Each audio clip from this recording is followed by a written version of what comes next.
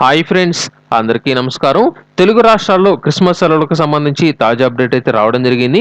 ఏ తేదీ నుంచి ఏ తేదీ వరకు సెలవులనేది ఉంటాయి, ఎవరికి ఎక్కువ రోజులు సెలవులనేది ఉంటాయి అనే దానికి సంబంధించిన పూర్తి సమాచారం తెలుసుకునే ముందుగా ఈ యొక్క వీడియోను తప్పనిసరిగా మీరు లైక్ చేయడం మాత్రం మర్చిపోవద్దు.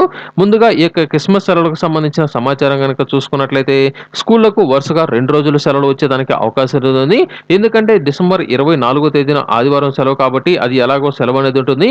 ఇకపోతే క్రిస్మస్ డిసెంబర్ 25 తేదీ కాబట్టి ఆ యొక్క రోజున సెలవు అనేది ఉంటుంది. అంటే మనకి ఈ సంవత్సరం మనకు క్రిస్మస్ 25 తేదీ ఒక రోజు మాత్రమే సెలవు ఇచ్చేదానికి అవకాశం ఉంటుంది.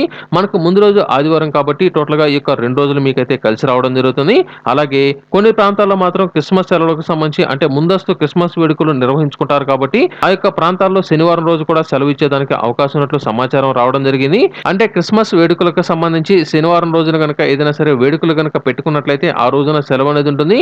ఆ తర్వాత ఆదివారం రోజు సెలవు, అలాగే క్రిస్మస్‌కి 25వ తేదీ సెలవు అనేది ఉంటుంది కాబట్టి అంటే 3 రోజులు సెలవు అనేది రావడం జరుగుతుంది. ఒకవేళ శనివారం రోజు గనక ఎటువంటి వేడుకలు గనక జరగకపోయినట్లయితే మాత్రం డిసెంబర్ 24 సెలవు, అలాగే డిసెంబర్ 25వ తేదీ క్రిస్మస్ సెలవులైతే రావడం జరుగుతుంది. అంటే మనకు ఈ సంవత్సరానికి ఒక్కరోజు మాత్రమే సెలవు అనేది ఉండేదానికి అవకాశం ఉంటుంది.